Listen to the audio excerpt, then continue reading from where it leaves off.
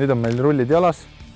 Ma püüan Elina sulle õpetada mõned algtööd, kuidas lihtsalt tasakaal kätte saada ja kõige tähtsam selle juures, et pole vaja kiirustada, pole vaja karta ja tuleb rullisõitu nautida.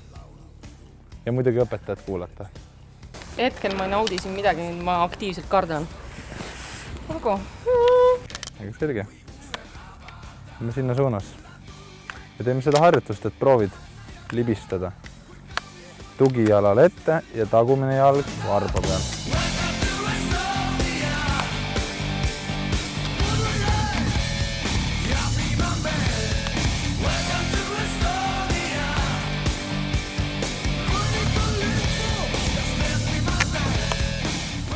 Viga, mida tuleks vältida klassika rullidega sõidul, eriti just kui inimene alustab seda rullitreeninguid, on see, et kui inimesed ei vii tasakaalu ühele rullile ja teisele rullile, vaid jäävad kogu aeg kahe rulli vahele, siis toimub selline imelik liikumine, mida kutsutakse triikimiseks. Et ei ole sa ees jala peal ega tagajala peal, vaid tasakaal ja raskuskese on siin täpselt keskel. Sellepärast alguses peab juba proovima kohe, et tagumine jalg tõuseks varbale ja veel parem natukene õhku ka korraks. Aga nüüd proovime teist sõiduviisi, või kutsutakse ka sõidustiiliks ehk paaristõuked. Siin on niimoodi, et jalgadega tööd ei teha, kõik töö tehakse ära kätega ja ülakehaga, kõhu ja seljaga. Et hoiad jalad koos ja proovid rahulikult ennast libisema tõugata.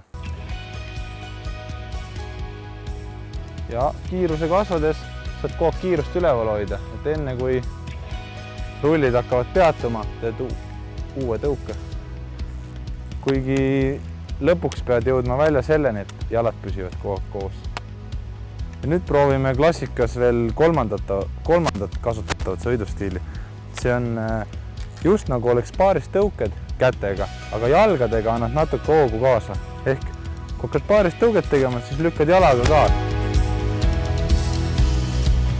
Ja siis teise jalaga. Ja, täpselt nii. Ja seal, kus juba hakkab tõus tulema ja paaristõukelise sõiduviisiga on raske, siis võetakse jalg appi.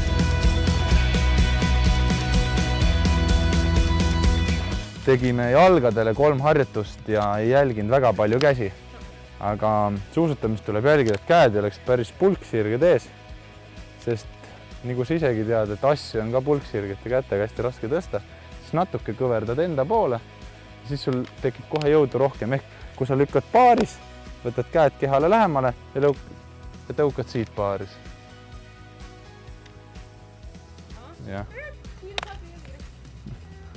Ja veel parem on see, kui sa suudad natuke oma küünarnukid keerata välja. Aga jälgides, et eest ei paneks käsi kokku.